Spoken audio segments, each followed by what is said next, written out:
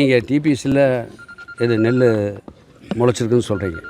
அதாவது இது வரைக்கும் நாங்கள் எவ்வளோ கொள்முதல் பண்ணியிருக்கோம்னு தெரியுங்களா? 1,62,1.6 லட்சம் கொள்முதல் பண்ணிட்டோம். இன்னும் கொள்முதல் பண்ண வேண்டியது இன்னும் கொஞ்சம் தான். அது ஒரு 50,000 மெட்ரிக் டன் கொள்முதல் செய்ய வேண்டியது. டிபிஎஸ்சியில் பத்திரமா தான் நாங்கள் கொள்முதல், அதாவது ஓப்பன் கேப்ஸாக இருந்தாலும் சரி, கவர்டு கேப்ஸ் 4 இடம் சொன்னேன். அது ஒரு சுமார் ஒரு 30,000 மெட்ரிக் டன்னை கவர்டில் வச்சுருக்கிறோம். ஓப்பன் கேப்ஸில் சுமார் 1 லட்சம் மெட்ரிக் டன்னை கவர்டில் வச்சுருக்கிறோம். டிபிஎஸ்சியில் எங்காவது நீங்கள் முளைச்சிருக்குன்னு சொன்ன அவர் சொல்கிற எதிர்கட்சி தலைவர் ஏதாச்சும் அவர் எதிர்கட்சி தலைவர் இருக்கும் முறையில் ஏதாவது ஒரு அரசாங்கத்தின் மேலே ஒரு குற்றச்சாட்டு சொல்லணும்னு நினைக்கலாம். இந்த அரசை பொறுத்தவரை மாண்புமிகு முதலமைச்சர் ஒரு நெல்மணி கூட மழையில் சேதமடையக்கூடாது, சேதாரமடையக்கூடாது என்பதுக்காகத்தான் இத்தனை கூட அவை ஆட்சியில் 10 வருஷத்தில் 7,27,000 மெட்ரிக் டன் தான் கட்டினாங்க. கட்டுனதில் இன்றைக்கி எருக்கூரில் 50,000 மெட்ரிக் டன் 2019 கட்டப்பட்டது 69 கோடி ரூபாயில். இன்னும் பயன்பாட்டுக்கு வரல. அதை நீங்கள் கேளுங்களேன். நீ இல்லை மற்ற இடத்துக்கு போகிறாரில்ல, அங்கே கேட்க சொல்லுங்கள். எருக்கூரில் பயன்பாட்டுக்கு வந்துச்சான்னு கேளுங்க. என்ன நோக்கத்துக்காக கட்டப்பட்டதுன்னு தெரியல. 69 கோடி.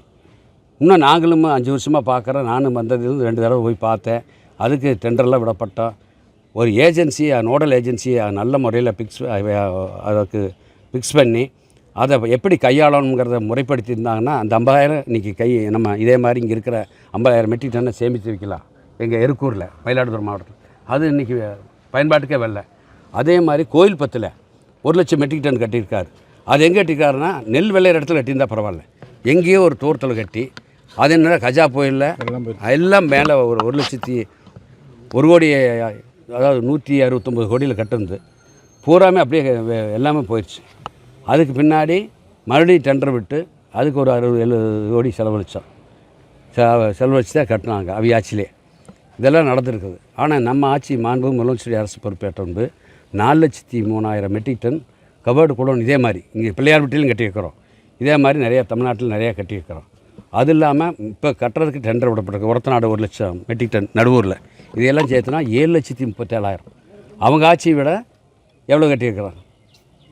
அவங்க 10 வருஷத்தில் கட்டுறது 7,27,000. இன்னும் பயன்பாட்டுக்கு வராது 50,000. அதை கழிச்சிக்கங்க.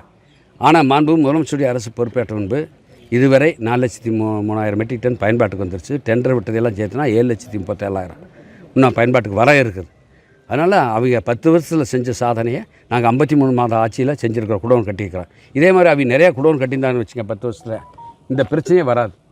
வாங்கி நல்லா உடனே குடோனில் கட்டி சேமித்து வைக்கலாம். முதல்ல இதே சமயத்தில் பிள்ளையார்பட்டிக்கு உங்களை பார்க்க வந்தேன். நான் ஆட்சிக்கு வந்தப்போ எப்படி வெளியே தான் இருந்துச்சு. நீங்கள் எல்லாம் கவர்டு குடோனில் கட்டியிருக்கிறேன்.